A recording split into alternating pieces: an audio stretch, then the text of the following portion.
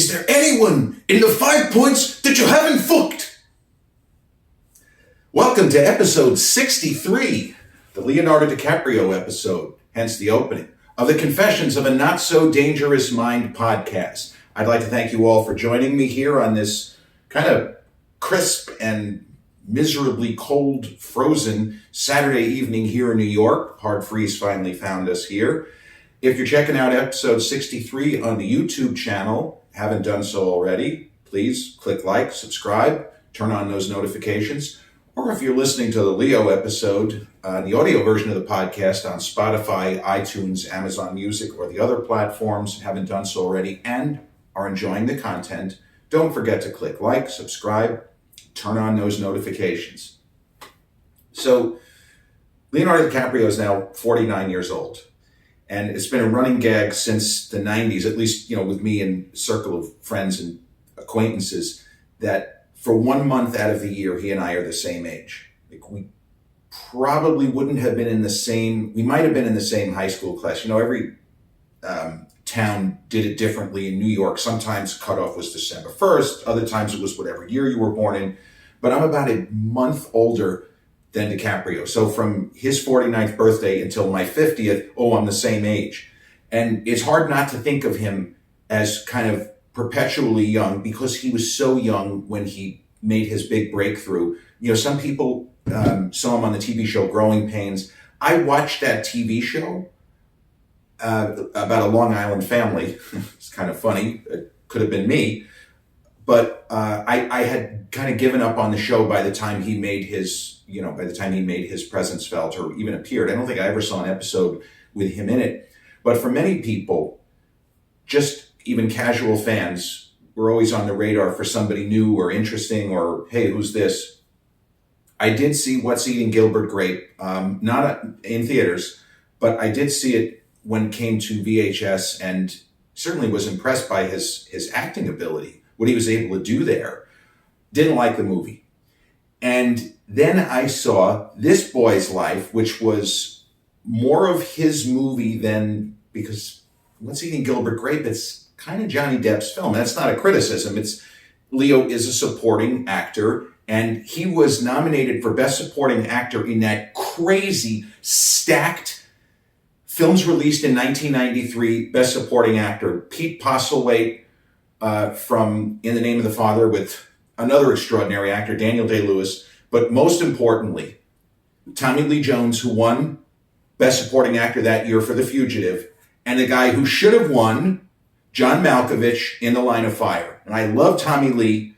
The Fugitive is a terrific movie, but anybody who, objectively speaking, watches Tommy Lee Jones in The Fugitive and John Malkovich, who is a dastardly villain without chewing scenery, He doesn't go for the ham route of playing that kind of role. And we've certainly seen terrific actors ham it up in that kind of role, almost that they're having fun with the audience. There is none of that in Malkovich's performance in The Line of Fire. Anyway, little editorializing. So he got a lot of acclaim early in his career.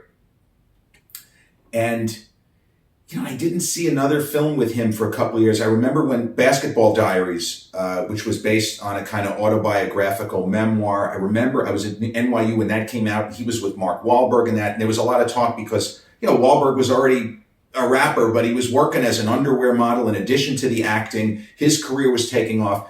Sometimes you just capture a young actor, actress, or two at the right time and a movie just blows up. And that could have been Basketball Diaries, but it just didn't happen. The movie wasn't that good. I know some people who went to see it, and they just didn't think that it worked.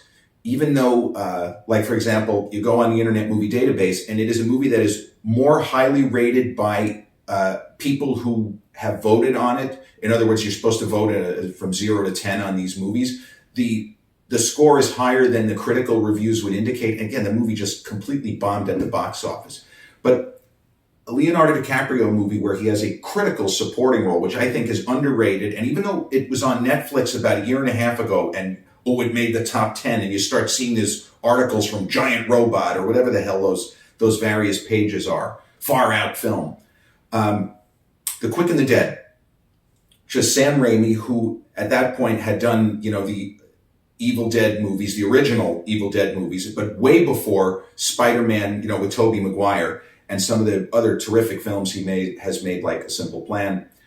But Quick and the Dead is a Western, but it's a Western, but it's very fucked up Western, and it's not in any sense a conventional Western. It's pretty much a series of shootouts and familial conflicts within the confines of the Western genre. But the cast is just home run city. Gene Hackman, again in a Western, the character he plays in Quick and the Dead is almost worse than the fucking scumbag piece of shit that he plays in Unforgiven, Sheriff Bill Daggett, who is so clueless at the end, he still thinks he's the good guy. This isn't right, I'm building a house. Yeah, you're building it like a piece of shit. Anyway, Quick and the Dead has Sharon Stone, who was really pretty high up on the Hollywood mountain. Casino was to come later that year, and she got Oscar nomination for Best Actress. There was actually some talk that she might win, but it ended up being Susan Sarandon, Dead Man Walking, that year. But Sharon is very solid in the lead as a gunfighter with a mysterious past. And Leonardo DiCaprio plays a character who is presented as Gene Hackman's son. And man, he looks so young. He pretty much looks like, just with longer hair, but he looks the same age as he did in, not much older than he did in This Boy's Life. Or Basketball Diaries. I feel like those two films may have been shot concurrently because the hair is very, very similar. But there's a story that Sharon Stone wanted Leo for that role. Already he had impressed enough people, movers and shakers in Hollywood, that she went out of her way. And there's a story that says that she paid his salary out of part of her own. If memory serves, she said that's not what happened, but that she campaigned so hard for him to get the amount of money that he was deserved, guaranteed in her estimation, that he ended up getting it. And he's always spoken well of her. And I think she said that he sends her a Christmas card whatever it is. It's something that did not go unappreciated, that she was convinced, this is the guy I want for this part. And I remember when the movie was in production, the internet was still in its infancy, but there was a lot of chatter. People thought that Leo's character and Sharon's character they were going to get it on. And that was exciting to people. Oh my God, oh, she's older than him. This is what, in the immortal words of Marlon Brando, the horror. Oh, the horror. The horror. But Quick and the Dead is a terrific Western. Lance Henriksen, another kind of sci-fi horror genre favorite. Lance Henriksen is in it. Keith David, another terrific actor with that memorable speaking voice. Remember, he was with Roddy Piper in They Live. He's great in that movie. So it's just a terrific Western, a lot of fun. And it's not on Netflix anymore, but you can easily find it on streaming. And DiCaprio really nails his role. Oh, and I forgot the most important person. Russell Crowe as a preacher. For not the first time, not the last time. Russell Crowe was on the rise. He took a character that was a 0 on the page. The character of preacher is a dead on arrival. It's basically an NPC on the page. And Russell Crowe, because he's Russell Crowe at that point of his career, he was a star in waiting. He fucking kills that part. I remember Russell Crowe over everyone else in that film. And in terms of like speaking parts, I feel like there's at least 4 other characters, including DiCaprio and Sharon and Gene, who have more to do in the movie than Russell Crowe. But every gesture, every line reading by Russell, wow.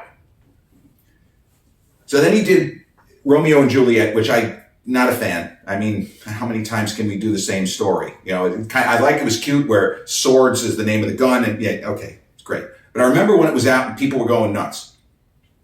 And then I did see Marvin's Room by him in theaters with him. Not that good. I love Diane Keaton. I love Meryl. DiCaprio's great. De Niro as Dr. Wally. Incredible cast. Hugh Cronin. The movie is just not that exciting. I was one of tens of millions that caught Titanic in theaters. And by the time Titanic was coming out, even with the fact that Romeo and Juliet didn't really work for me, and I didn't love Marvin's Room. It wasn't terrible. It should have been better. It was an adaptation of a stage play. It was a little bit stiff. I considered myself a fan, but more so a fan of James Cameron and a fan of Bill Paxton. And when I found out, which was earlier while I was still at NYU, that Cameron was scrapping the Spider-Man film that he had spent so much time on because of, stop me if you've heard this before, rights issues. Nobody could figure out who was going to own what percentage. Is it Sony or Marvel or Paramount or whomever? So James Cameron, who was he was getting screwed. He had done a ton of work on what was supposed to be a Spider-Man film with Leonardo DiCaprio as Peter Parker for a proposed summer 1996 release date. And what would have been the most extraordinary casting in history, I'll say it right now, Arnold Schwarzenegger as Dr. Octopus. You want to talk about perfect. That's absolute perfection of casting. Just imagine Arnold playing a guy with huge arms. Like, the puns, the jokes are endless. I know he got to do a lot of stupid puns in Batman and Robin, which was summer 97 that it came out. But just, it's too bad. That is a movie that, you know, in the alternate run out, like in the movie Flash, where in that particular iteration of reality, Eric Stoltz played Marty McFly. It's like the best part of the movie. Where they're arguing over, what are you talking about? Eric Stoltz played Marty, like, oh, fuck you, it was Michael J. Fox. There's a version in The Matrix somewhere out there where James Cameron and the rights issues got solved, and he made a 1996 Spider-Man with Leonardo DiCaprio as Peter Parker. And Arnold is Dr. Octopus. Look at the size of my arms. I got the biggest arms in the world, the size of the Matterhorn. It would have been epic, but 'twas not to be. And the two guys, because Cameron really wanted to work with DiCaprio, again, young guy, but he was a big fan already. They end up doing Titanic, which went way over schedule, way over budget. And there were a lot of people already before the I'm a king of the world shit. You know, Warren Beatty was just like in shock. And James Cameron tells the story in a funny way at the Oscars when he did this whole I'm a king of the world. Cameron said, when I saw Warren Beatty backstage, he looked at me like I was the biggest fucking idiot in history. It's funny that he would even bring that up. But there were people who wanted James Cameron to take a fall before any of that happened, before I'm the king of the world, before that, you know, Oscars, which, listen, I thought he was worthy of that. Titanic is a great movie. But the film was over schedule, over budget. It was originally supposed to come out early July, like July 4th, as Terminator 2 famously had come out in that time frame just before the 4th of July. And it didn't matter because Cameron needed more time, not for reshoots, but to get the special effects right. Nowadays, a lot of the process shots that took forever back then, they would be able to do it, you know, in a couple of days, no problem. But back then, they needed the time to get everything right. And then, as we know, Titanic came out, and it was humongous monster hit. And you could say that was a movie that didn't need a Leonardo DiCaprio or a Kate Winslet or a Billy Zane or a Francis Fisher or whomever, Victor Garber, but they help. And, you know, DiCaprio, there was some chatter. He wasn't happy. He didn't get an Oscar nomination. That's neither here nor there. He wasn't going to win. Not in the year of Jack Nicholson, As Good as It Gets. You know, and Ian Holm for Sweet Hereafter somehow got shafted out of a nomination. Peter Fonda, Ulee's Gold. Dustin Hoffman, Wag the Dog, great performance, basically playing Robert Evans, his old buddy. But Titanic is terrific. We all know it was an enormous, massive box office hit. And DiCaprio, he did Man in the Iron Mask. I saw that in theaters. Not so good.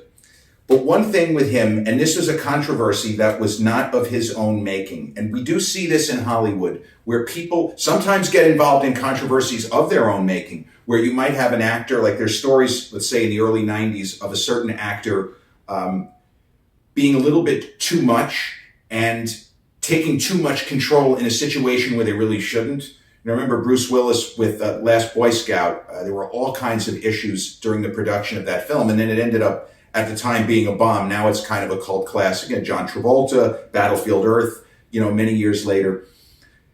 One controversy involving DiCaprio is not his fault, had nothing to do with him other than the fact that his name started getting discussed.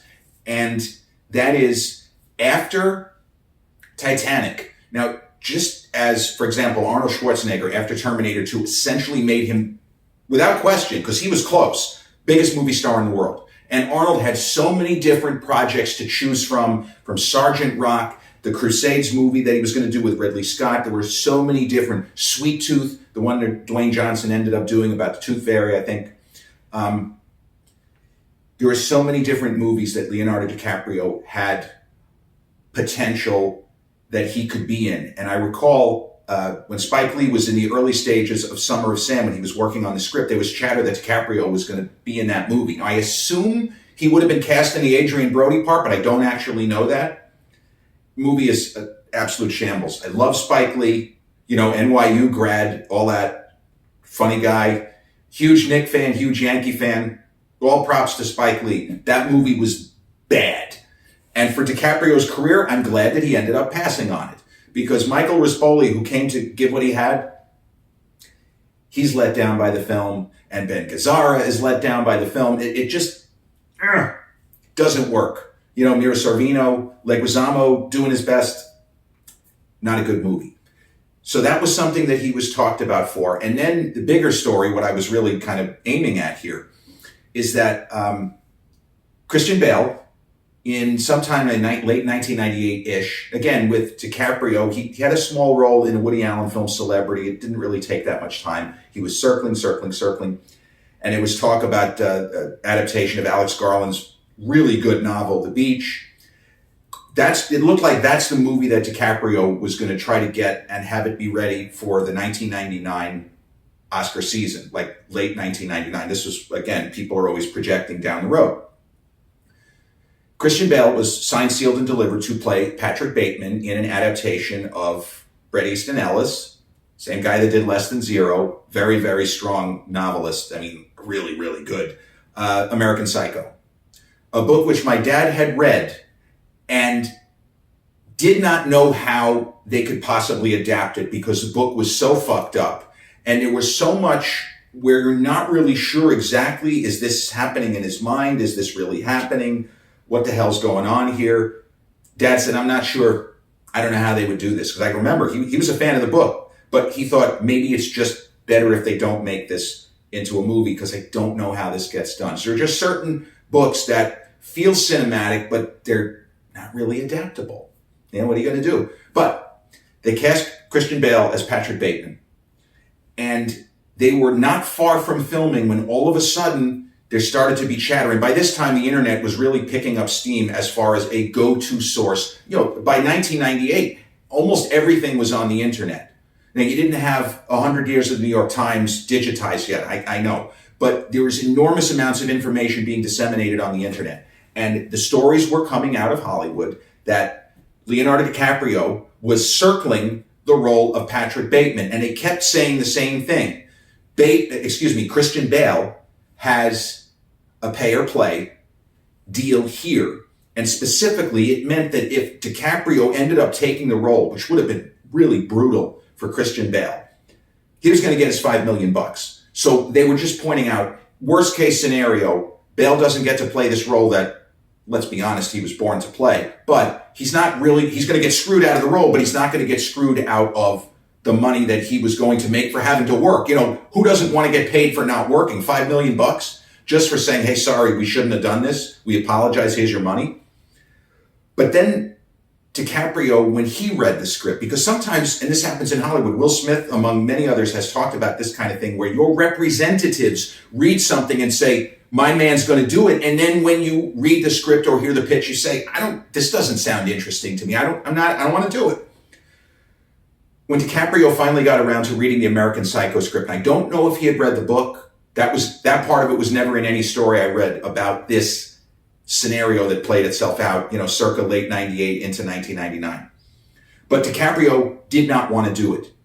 And me being the film geek, he didn't want to play a hatchet serial killer guy just carving up Texas Chainsaw Massacre style. And then the people who read the book said, but wait a minute. What if that's all taking place in his mind? Maybe it's not the point. Whether or not he is literally committing brutal murders or he's fantasizing about committing brutal murders. Bateman, what line of work are you in? Murders and executions. Oh, mergers and acquisitions. Leo could not have delivered that line as well as Christian Bale. But DiCaprio did not want to do that. And his handlers, his team, you know what? You're probably right. After Titanic, you don't need to be playing this role. But the film geek aspect of it was, Alfred Hitchcock's 1941 film with Joan Fontaine and a still pretty young, mid-30s Cary Grant. Cary Grant's character is supposed to be a killer. He is supposed to murder his wife, played by Joan Fontaine, and the studio said, no, we can't let our charming Cary murder his movie wife. So they changed the ending. There was nothing like that could be done with American Psycho. Either you were going to go in whole hog or you were just not going to do it. So DiCaprio backed off and he went and he did The Beach, which I maintain was a very solid adaptation. I read Alex Garland's novel. I read it before seeing the film. The movie's not quite as good as the book, of course, but it's very, very good. It goes in some different directions, but there's enough of what Garland was trying to do in the first place to make it worthwhile. I think Leo's performance is pretty strong, and I see why he wanted to do it, because his character does evolve and grow and change in the course of the story. And there's less... One of the things that bothered me, really the only thing that bothered me about the book, is there is a female character named Francoise. And unfortunately, she's little more than eye candy. There's not even much of an attempt in the book. And I don't like the way that her character is handled. They do it better in the movie. There's still almost no development. She's just, hot girl. And then Leo and the friend, the guy that he meets is also, attractive guy. Everybody's very young and good looking. The movie does a better job with that character. Whether or not that was just incidental, I don't know. But The Beach did not come out in time to qualify for the Oscars, and it wouldn't have mattered. The movie's it was not Oscar caliber. And there was a lot of chatter. There were deleted scenes. The movie would have been better, all of this kind of shit. But DiCaprio, still in his 20s, was working, and he was giving everything he had to whatever role. Even in the Woody Allen film, which, as I said, was not successful, Celebrity, he came to play. He's only in it 10, 15, 20 minutes, but he's fully committed to the role. He gives it what he has. And in 2002, DiCaprio had one of the best years, if we're just going by size of movie, scope, box office impact, cultural, historical impact, and working with two fucking legends, almost concurrently, not quite, in 2002, and it's just the way that things work out with schedules and Oscar qualifications and whatnot. DiCaprio shot Gangs of New York with Martin Scorsese not long after he worked on The Beach. Thing is, that movie, and there's a lot on the internet about this, ran into massive production problems. Mostly because Harvey Weinstein is fucking Harvey Weinstein, no pun intended. Scorsese was given a very hard time on that movie. It was going to be expensive. Martin didn't want to use CGI, even the early 2000 era CGI. He rebuilt what New York looked like circa 1890s. The original idea was that Gangs of New York would be ready to be released by the end of 2001, much like the original idea of The Age of Innocence was that it was going to be ready to be released by the end of 1992, and it didn't even get close because Scorsese is not going to be rushed. And in this way, he's like one of his forebears, Stanley Kubrick, although Scorsese's not known for doing a million takes. If Scorsese needs a year to edit his film, you don't say, Marty, you don't need a year, you need 3 months. You shut your mouth and let that man work. You let that man do his work. And that's kind of what happened with Gangs of New York, on top of Weinstein just being a schmuck and pissing him off at every turn. And being rude. It's like, we don't know what goes on behind closed doors. But when somebody like Martin Scorsese rarely speaks out against other people. Yeah, he might speak out against comic book movies, but he's not known for dragging other people. When he says, I feel like Harvey was not okay the way that he handled Gangs of New York, he wants to say more. And he's just being as diplomatic as he can, even though it's not like Harvey can get to him now. But DiCaprio shot Gangs of New York. And then you go ahead to Catch Me If You Can. And what I have said, and this is another hill I'll go down on, there are certain roles that certain actors have that when their career finally comes to a close, as some people could be like Cary Grant retiring in his mid-60s, Sean Connery early 70s. The role of Frank Abagnale Jr. in Catch Me If You Can, to me, that's the role that will define DiCaprio. That's what people will remember, because he was still in his 20s. He was at the peak of his charm. His acting chops were already as developed as they were going to get. He is so good in that movie, and it's Spielberg, so you know there's going to be the rewatchability factor because of Spielberg's just almost otherworldly ability to stage scenes, set shots up, get great performances from everybody, making you look forward to so many different individual moments in, Spielberg's best work. So they were able to do Catch Me If You Can. And here's a little trivia for you. I know this episode is going to run long, but you know what? It's DiCaprio, so he's worth it, right? Originally, it was not Tom Hanks as Carl Hanratty, or as Hanks said, Carl Hanratty, Carl Hanratty. It was James Gandolfini. And the reason why James Gandolfini did not end up in that movie was because of Gangs of New York. See, it isn't just the release date and DiCaprio being in both movies.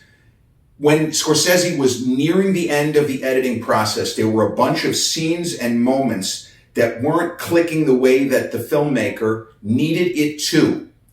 And he contacted DiCaprio's agent. They were days away from starting filming on Catch Me If You Can. Bear in mind, they got all the locations together. They have everything ready to go, and all of a sudden, here comes this phone call. I hate to do this to you. And then Scorsese called Spielberg too. And Spielberg didn't direct it, but he was he did direct it. But he was the executive producer. He was going to get called anyway. Scorsese presumably apologized profusely because he knew that Spielberg had all of these locations ready to go. And now, I'm sorry, but the kid's got to come back. I need him for at least 2 weeks. I can't do anything about it. There are some shots that didn't work. There's dialogue that's not coming through properly. And there are scenes that we have to have more go. Harvey was fucking me, whatever he says to him. So DiCaprio, hey, it's part of the business. There's nothing on record of DiCaprio complaining about the fact that he was days away and he was trying to will himself into Frank Abagnale, and now he has to go back and pretend that he's, what was the name of the character in Gangs of New York? I don't even remember the character's name. What was his character in Gangs of New York? Amsterdam Vallon. What a great name. I should have remembered it. But he was done with that character. And for non-actors, I don't really get this, but he was that character for how many months? The dirt, the grime, the stench, the fact that everyone looked so dirty, and there's presumably dysentery and scurvy, and nobody is looking really healthy in that film. He's put that behind, and he's ready to be Frank William Abagnale Jr.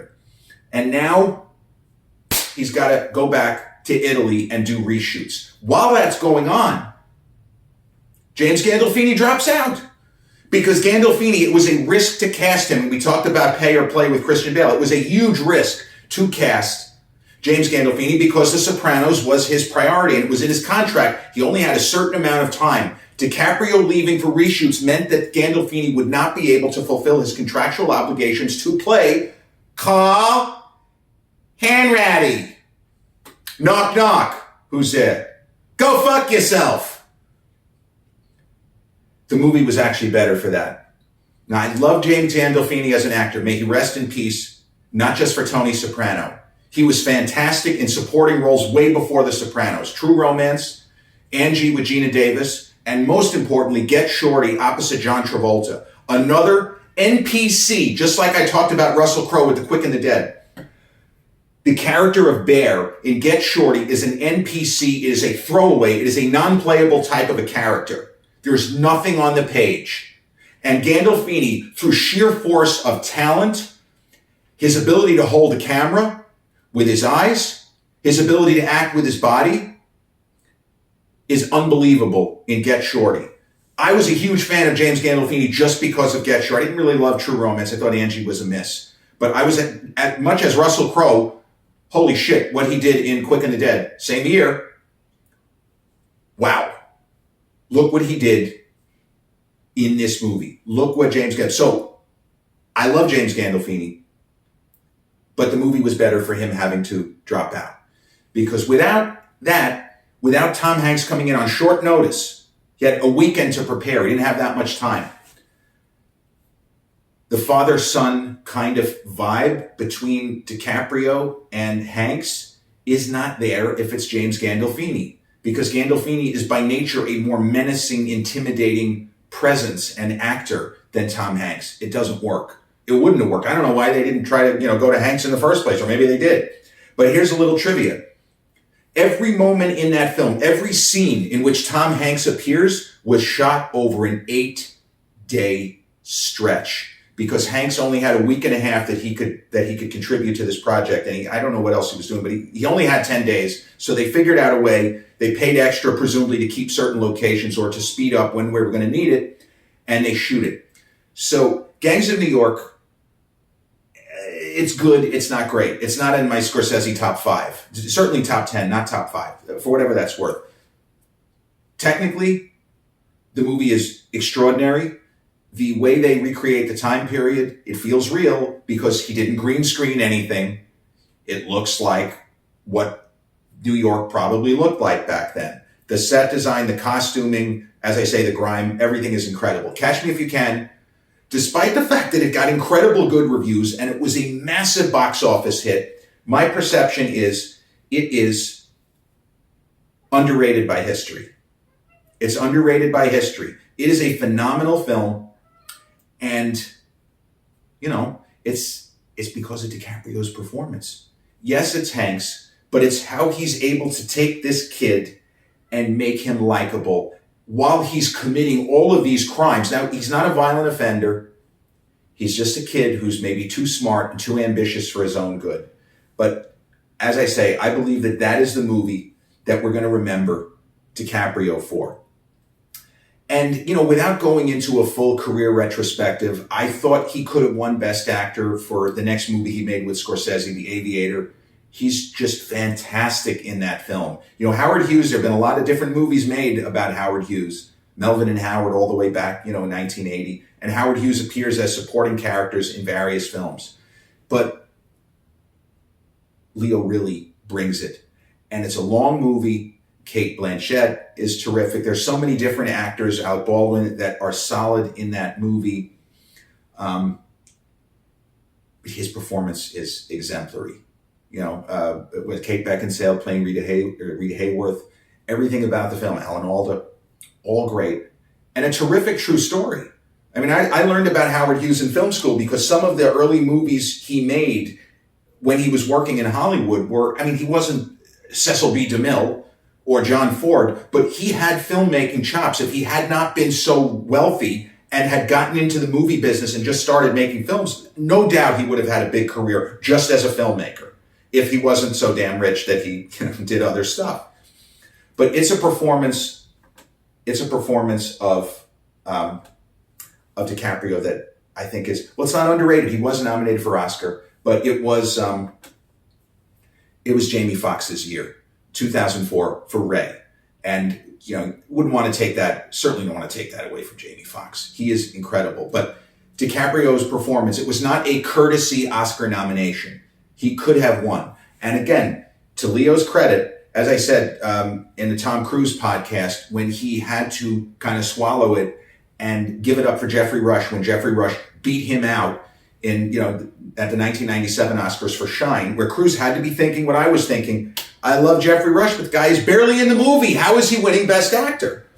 When Jamie Foxx won Best Actor, DiCaprio went out of his way to embrace him.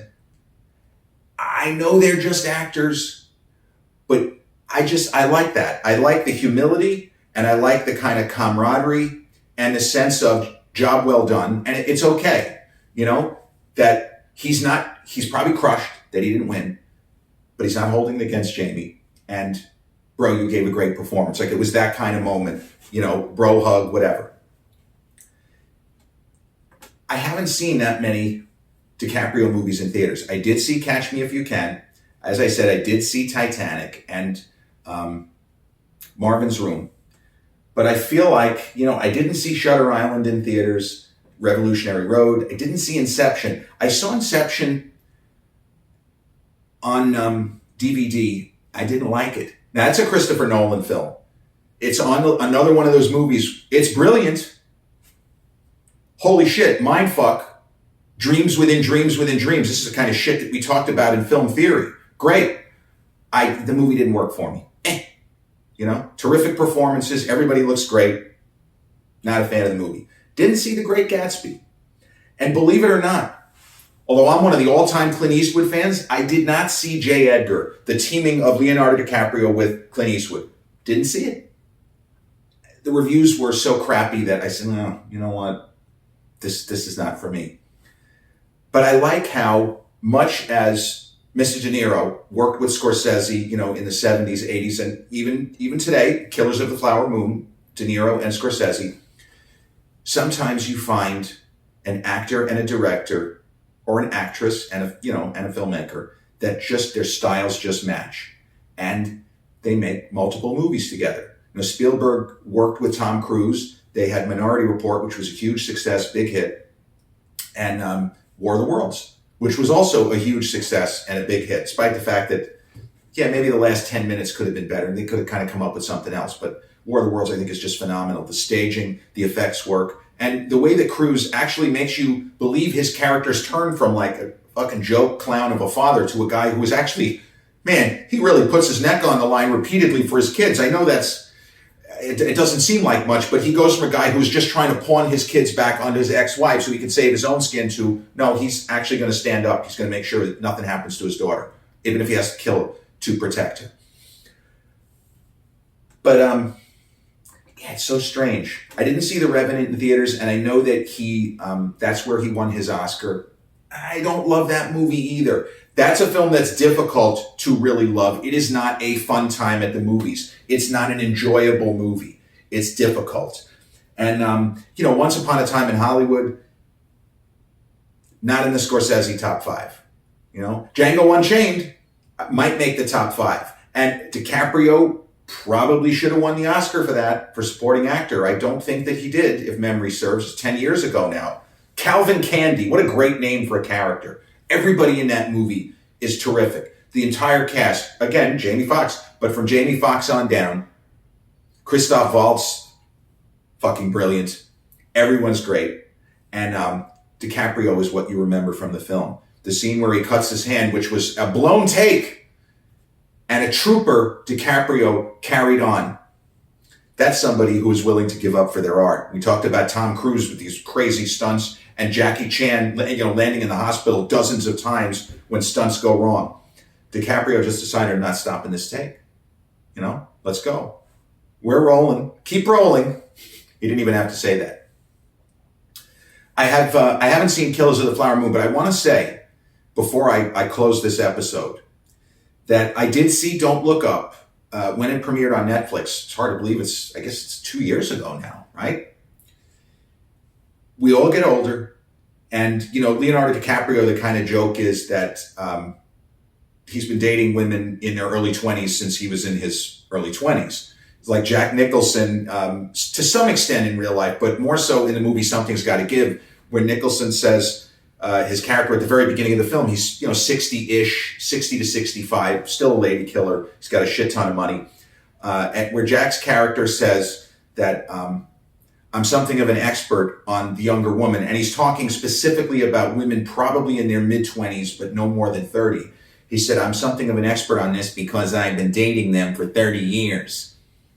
We all know about DiCaprio and the fact that he's had relationships with so many women who are significantly younger than him. And in the public eye, it's one thing if you're a normal person, and it's something else if your movements are consistently watched and having to deal with the kind of pushback and all of that. But there's one moment, and I like the movie Don't Look Up, another very polarizing film that made 10 best lists and 10 worst lists in the year in which it came out. I didn't think it was necessarily that funny. I thought it was very well done. And by the way, Mark Rylance as the kind of Elon Musk character is unbelievable. Meryl is hilarious. Jonah Hill is funny. Jennifer Lawrence didn't really have that much to do. I'm a big fan of hers, but that role didn't have to be played by her. But what I appreciated and what really hit me in this movie, again, the passage of time. Leonardo is 49 years old in a couple of months now. I'm 50. There's a moment in the movie, and obviously, if you've seen the film, he is made to look as unattractive as that guy Leonardo DiCaprio, a very attractive man, at age 18, at age 30, into his mid-40s, as he was kind of pushing into the late 40s in this film. They put this ridiculous beard on him, the glasses, and the hair doesn't really look the way that we've seen it in some of his other movies. He's not supposed to be playing a really attractive, wow, he's fucking sexy older man. No. He's playing a guy who is worried about, hey, the world might is a scientist. And his character, who is going on to this kind of goofy morning show, like Live with Regis and Kathy Lee, only more vapid than that. He's going on with Jennifer Lawrence, and they're telling him he's going to meet this pop singer. She's going to be sitting in the green room with you. She just had this terrible breakup. Be nice to her. Some nonsense like that. And the singer is played by Ariana Grande. And you could tell that Leo's character is very awkward. Oh, and another thing the movie did that I really appreciated. His wife in the movie is age appropriate. Melanie Linsky, terrific, plays his wife. And it works that they went in that direction with this character. But the scene with Ariana Grande, they're having normal back and forth, and then he says something that makes her mad. And she gives him this absolute death stare. And she calls Leonardo DiCaprio the forever young, the kid from this boy's life, the star-making turn on the TV show Growing Pains, stealing the series from the star Kirk Cameron and Alan Thicke and Joanna Kearns. She calls Leo an old fuck. You old fuck. And just me watching that movie, ooh, I felt like I got punched in the gut by that. Because even though I know he's been around for more than 3 decades, he's not a kid anymore. It's very difficult to hear somebody who is younger than me being referred to as an old fuck, especially if they look like Leonardo DiCaprio. And they even had some fun with that. There's a moment in the movie where they kind of trim his beard and shave. He looks better. And then everyone's like, wow, he's really attractive now. Oh, okay. Yeah, no shit. But he's somebody who I respect. And, anybody that tries to do something right for the environment, quote unquote, they're going to take a lot of hits. He drives green energy. He tries to be as low impact as he can be. But sometimes you take a jumbo jet. Nobody gets it right. We know this 100% of the time. But he's somebody who I respect. When he, spoke in front of the UN General Assembly, I thought his remarks were from the heart. And, he's only a polarizing figure because of, maybe some of the relationships he's gotten in. And, the kind of joke when he was with Gigi Hadid, well, he had to break up with her because she turned 25. Yeah, he's an object of ridicule in some quarters, but I'm a fan, and I hope to always be a fan.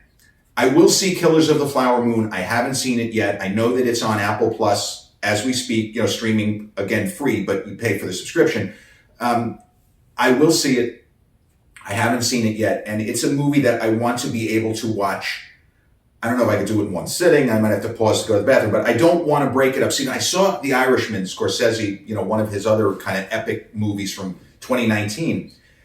And I watched it over 5 nights, and that's not the way to do it, and I'm sorry, Mr. Scorsese. I'm sorry, Marty. That's not how to do it. But so when I'm ready to watch Killers of the Flower Moon, I want to do it like afternoon into an evening where I can just watch the movie in total. And I'll certainly be doing an episode on that movie when I see it, because you've got, of course, De Niro and DiCaprio. And Lily Gladstone just gotten so much acclaim, she might end up, with Oscar Gold. DiCaprio's not going to win Best Actor. He's not, he hasn't done enough as far as the pre-Oscar awards. Best Actor this year, sorry.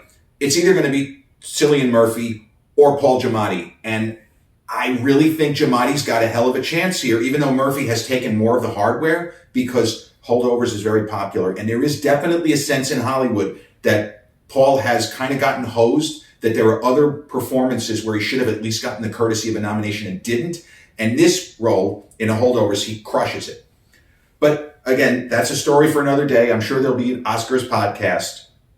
But DiCaprio has gotten more involved in producing, and he is a great actor, takes his craft very seriously and his process. And he is, as I say, somebody that I have a lot of respect for. He's done so well. He's made so many great movies. And there are movies, as I say, that I don't like. There are people that'll tell you that Inception is one of their favorite movies of all time, or Shutter Island, which, if we're being honest, if you love Shutter Island, watch this movie, okay? Angel Heart is one of many movies, I should say Shutter Island is one of many movies that very clearly was influenced by Angel Heart.